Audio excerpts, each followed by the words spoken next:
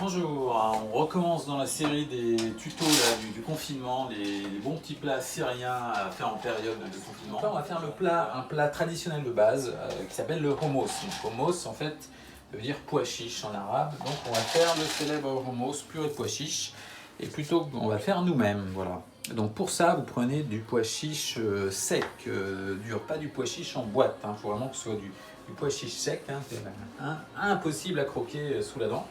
Sauf si vous cassez les dents. Et on va le faire tremper toute la nuit, voilà, parce qu'il faut le ramollir. Pour faire du hummus, il faut que le pois chiche soit super mou, et on verra après, demain, quand on va le faire cuire pendant des heures et des heures. Voilà. Donc, voilà, on va faire 150 grammes, voilà. Et on va couvrir donc tous ces pois chiches d'eau et les laisser reposer toute la nuit. Donc on va mettre plein d'eau, parce qu'en fait, ça absorbe, c'est très assoiffé le hummus.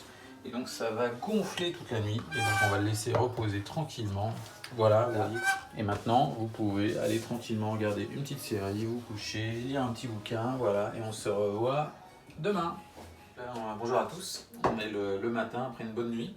On vient retrouver nos pois chiches et on voit qu'ils ont gonflé en fait. Ils ont quasiment triplé de taille. Voilà, donc ce qu'on va faire, on va les égoutter. Voilà, parce qu'on ne garde pas l'eau. Hop. On va les laver un petit peu. On va les laver à l'eau, voilà, on passe à l'eau, gentiment, et on va les cuire à l'eau pendant 1h15. Donc c'est une bonne cuisson. Voilà, donc on les cuit à l'eau froide directement, sans sel, sans rien, sans 5 épices. Bon, et voilà, donc là on part, on les met à chauffer et à cuire pendant 75 minutes. Et non, pas tout de suite, non. Là, on va juste les faire bouillir. Ah voilà, alors on le fait bouillir et après ils vont faire une petite mousse. C'est cette mousse qui va surnager. On va l'écumer en fait. Ah, ça bout, on va bientôt enlever. On va écumer. J'enlève là, j'écume ou pas? Donc vous prenez un écumoire pour enlever l'écume, d'où son nom, c'est pas mal, c'est bien fait. Et hop, vous prenez ça et on voit que l'écume et vous la mettez dans une petite assiette que vous avez mise à côté. C'est bon là? Il reste encore un petit peu là. Ok. Voilà. Une dernière pour la route. C'est bon, super. Donc là, on va passer au bicarbonate de soude, le célèbre. On voit que c'est un ingrédient important de la cuisine syrienne. Donc, vous prenez une demi-cuillère. Voilà. Donc, tu peux baisser le feu un peu. Baisser le feu, voilà, parce que voilà. Et là, ça va encore mousser plus. Alors, on va faire attention à ce que ça ne déborde pas. Voilà. Ah ouais, génial, ça mousse. Non, il ne faut pas enlever là maintenant. Non, mais c'était après, on baisse un petit peu. Voilà. On va rajouter plus d'eau chaude parce que ça va beaucoup absorber l'eau. Et puis on va laisser cuire 1h15. Voilà, 75 minutes aussi. Voilà, alors pourquoi la bicarbonate de soude? Est-ce qu'il faut mélanger un peu là ou pas? Non, on laisse là. Tout seul. Et pourquoi le bicarbonate de soude? Alors je ne sais pas. Il y en a qui disent que c'est pour faire sortir le jaune du pois chiche. Voilà. Parce que le but en fait pour les Syriens, c'est que le hummus soit blanc, soit le plus clair possible. D'accord. Donc il y en a qui disent que ça fait sortir le jaune. Il y en a qui disent que c'est pour... On dirait plutôt que c'est le blanc qui sort là, l'écume est blanche. Mais bon, ok. Et il y en a qui disent que c'est pour la digestion. La digestion, d'accord. Et puis il y en a qui disent que c'est pour rendre le pois chiche vraiment très fondant. D'accord. Ouais. Ok.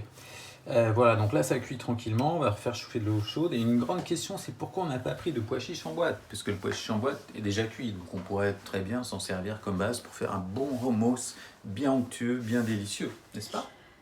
Oui, mais il n'est pas cuit comme il faut pour le hummus. Il est cuit peut-être pour des plats comme le couscous ou le tabbakh roho. Le célèbre tabbakh rolo là. Donc dans une boîte, les pois chiches sont un peu al dente. Ils sont cuits mais ils sont un peu al dente. Et là, il nous faut du pois chiche. Ah, archi cuit quoi, bien onctueux, tout ça, d'accord, plus que al dente. C'est pour ça qu'il cuit 75 minutes quoi, 1h15. Voilà. Voilà, donc là on a mis le minuteur à 75 minutes, on rajoute de l'eau chaude, de l'eau bouillante, parce qu'il ne faut pas rajouter de l'eau froide, sinon ça les stresse, ça leur fait un choc thermique et c'est bien connu que le pois chiche est très sensible au choc thermique. Voilà, donc vous couvrez bien, il faut quasiment 2 fois plus d'eau que de pois chiche. Il faut absolument qu'il reste de l'eau, donc il faut vérifier de temps en temps que le pois chiche est bien dans l'eau parce que s'il est asséché, eh bien c'est foutu. Votre hummus va tomber à l'eau. Bon, mais à tout à l'heure alors. Donc après 1h15 de cuisson, les pois chiches sont cuits. Ils sont là, voilà. Donc on a attendu qu'ils refroidissent. Et maintenant, on va passer à l'étape d'après. Donc on va en garder une petite quantité pour la décoration.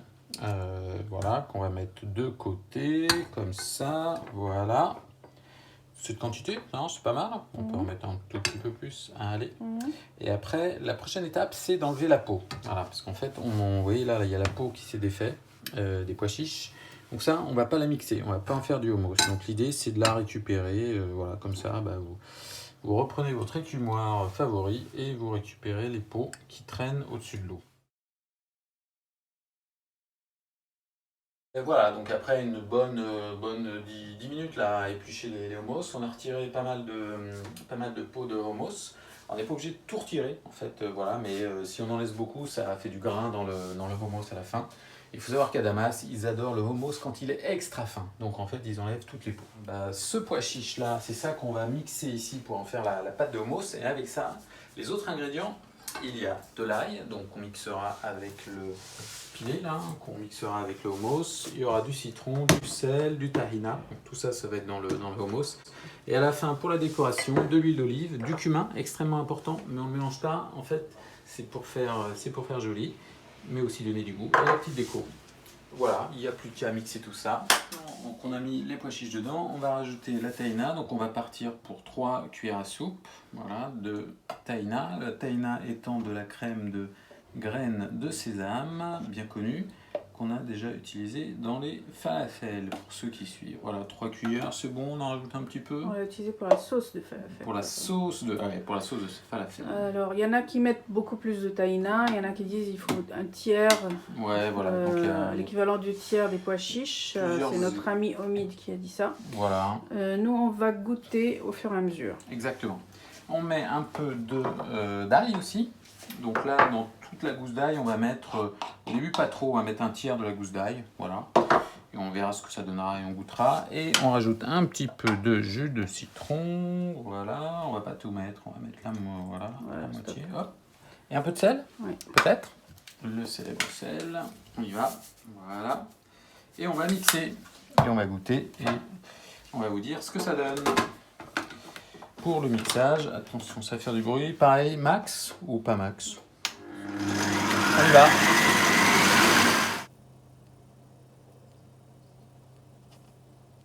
Alors, on a tout arrêté parce qu'on a oublié l'ingrédient mystère. C'était quoi? C'était un glaçon. Donc, prenez un petit glaçon pour petit glaçon apéritif.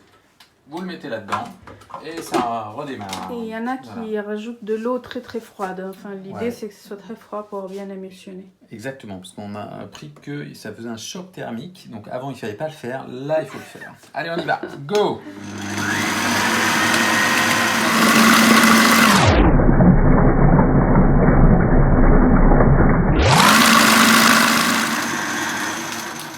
Voilà, donc là on va le goûter. Donc on sort ça là et on va l'ouvrir pour voir. Donc il faut l'enlever, hein. Vous ne goûtez pas évidemment sur la machine pour pas que votre index se transforme en mortadelle.